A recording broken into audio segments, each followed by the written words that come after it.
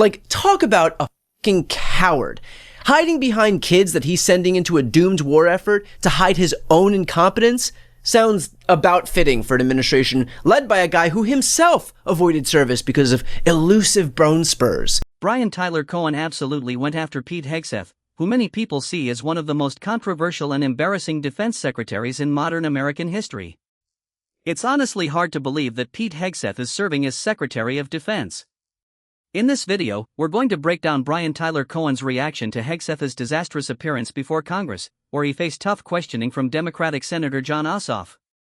I'll also share my own thoughts on everything that happened. Expected they would stop having capabilities to shoot. The question is at scale against an opponent like the United States of America, which went toe-to-toe with them and Iran couldn't. You stated on March 8th, day 9 of the war, on 60 Minutes, you assured the American people of Iranian surrender. Does that remain your prediction? Ultimately, Iran will never have a nuclear weapon to threaten the United States of America. That has been the objective, and it remains so. So just to review, you will not answer whether your statement made on the 14th day of the war that Iran's military had been, quote, destroyed and made combat ineffective was a truthful statement to the American people as you sit here and ask for tens of billions more for the conflict. Senator's time has had a historic and effective military campaign against the largest state sponsor of terrorism. Won't answer the question. Senator Peters is recognized. That right there is why Jon Ossoff is one of the most effective communicators in the Democratic Party. And it puts on full display the ineffectiveness of someone like Pete Hegseth, who may love his little Fox News hits and his pre-screened interviews with the few right-wing journalists who are still allowed into the Department of Defense. But once he's actually confronted with a real question and a real follow-up, he relies not on the facts, but on his own belligerence. If Hegseth's testimony shows us anything, it's that the goalpost will always move with this administration. You'll remember that last summer, the strike on Iran was supposed to have been to obliterate Iran's nuclear capabilities. Then 6 months later, we apparently needed to go in again to strike what we'd already obliterated previously.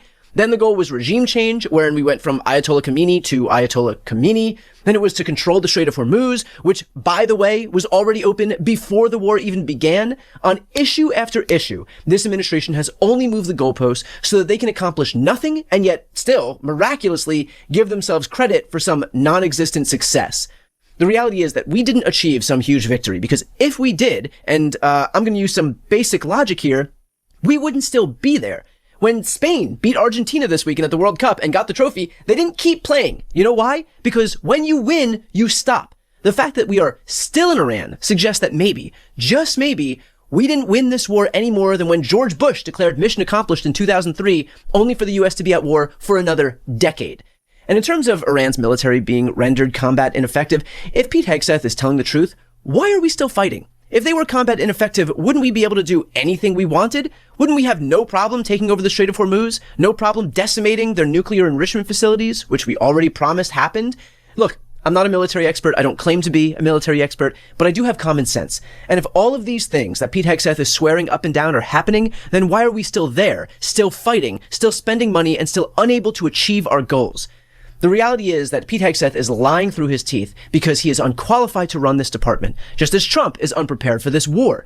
And Hegseth's only tactic here is to just throw temper tantrums and wave around jingoistic platitudes like this. The destruction of missiles, and yet the missiles that we saw hit recent targets are actually somehow more lethal, more deadly, more maneuverable than what we have seen in the past. So they're obviously improving their munitions. The Strait of Hormuz is still closed. Reminding everybody it was open before the war. Prices were lower for everybody until the war, and it still remains closed. And of course, tragically, people, service members, our war fighters, who we care deeply about, are still dying. So what's different? Mr. Hegseth, Secretary Hegseth. I think your characterization of this incredible effort as a failure is reckless. And I think it's irresponsible. And I think it smears the sacrifice of the troops that are out there making on behalf of the American people to ensure that Iran never gets a nuclear weapon. Shame on you and others who call this a quagmire and a failure, and then you want to turn around and say you support the warfighter. Either you do or you don't. Is the nuclear material still there, sir? I can get you a ticket out to CENTCOM and talk to what those Americans are doing and how committed they are to this effort and how they want to ensure that Iran never threatens their families with a nuclear weapon. That's the kind of intensity that our warfighters have about making sure that Iran isn't capable of doing that. Secretary Hegseth, if you listen to my comments, you would have heard me say how amazing our warfighters are. I heard failure. The word heard. I heard exactly what you said. I will tell you how I use the word failure, because I use the word failure to their leaders. You, sir, are the failure, not the men and women who are on that front line, not the men and women who hold up their honor with distinction.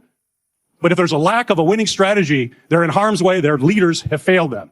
And that's what's happening. We have political leadership. You don't have a strategy. You don't have a long-term plan to actually win this war. Win the war. The men and women are going to be able to do it, but they need to have leadership. When will you show leadership? When will you show leadership? Why don't you show some leadership and stand up to your fellow Democrats who won't fund the troops, who stand and play partisan politics while you don't give us the money? You want to stand up here and talk about the troops? You won't show any political courage to actually fund our department because you have Trump derangement. Trump derangement syndrome. Trump derangement syndrome. I really liked what Brian Tyler Cohen pointed out at the beginning about how confrontational so many of Trump's allies are because that description fits them perfectly. They come across as combative, sarcastic, smug, and always ready for an argument instead of approaching these hearings with professionalism. Rather than saying, Congress, we know we need to work together to secure more funding for this war, and here's why we believe it's necessary despite how unpopular it is with many Americans. Let's find a solution together, they do the exact opposite. Pete Hegseth, instead of acting like a serious public official, walks in pointing fingers, talking over people, and behaving in an immature way. That's the impression he gives, and it's no surprise considering his boss, Donald Trump, is often criticized for acting the same way. As Brian Tyler Cohen also said, none of these people seem qualified for the positions they hold, and that's a big reason why the country continues to face the difficult situation it's in. Let's watch a little more of the testimony, and then we'll get back to more of what Brian Tyler Cohen had to say. Actually commit to anything meaningful. So I put this on you, Senator. Secretary Hegseth, you have trillions, you have over $1 trillion, you're asking for $1.5 trillion. It's not a question of money, it's a question of leadership and understanding what it takes to actually win. Political cowardice of Democrats who won't fund the troops. Yes, apparently when you confront a government that is sending American kids to die in a disastrous war with no plan, somehow that is an attack on the troops. Like, talk about a fucking coward. Hiding behind kids that he's sending into a doomed war effort to hide his own incompetence sounds about fitting for an administration led by a guy who himself avoided service because of elusive bone spurs. So good on John Ossoff for holding Pete Hegseth's feet to the fire, but no amount of gaslighting is going to change the reality on the ground, nor will it change what Americans can see with our own eyes, that this White House is only further bungling a war that they swore they would never get us into in the first place. And I don't think anyone could have summed it up better than Brian Tyler Cohen did at the end there. This is a war that many believe the United States should never have entered in the first place. According to recent polling, around 70% of Americans feel that way, while most of the remaining support comes from the MAGA base, which makes up only a portion of the voting public. Brian Tyler Cohen also called Pete Hegseth a coward, and after watching his testimony before Congress, it's easy to understand why he said that. Instead of presenting himself as a confident leader, Hegseth came across like someone trying to avoid tough questions. A real leader would have walked into Congress and said, "We need your support. We're asking for additional funding on top of the massive amount we've already received because we're trying to deal with this situation and find a way forward." That would have been the responsible approach. But instead, Pete Hegseth seemed more focused on putting on a show for Donald Trump and trying to score political points against Democrats. That's become the pattern with MAGA. Time and again, they come across as unprepared, inexperienced, and not qualified for the positions they hold.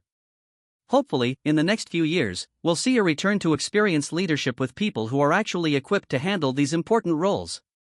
It certainly wouldn't take much to find someone more qualified than Pete Hegseth. But what do you think about Brian Tyler Cohen's comments on Pete Hegseth and these congressional hearings?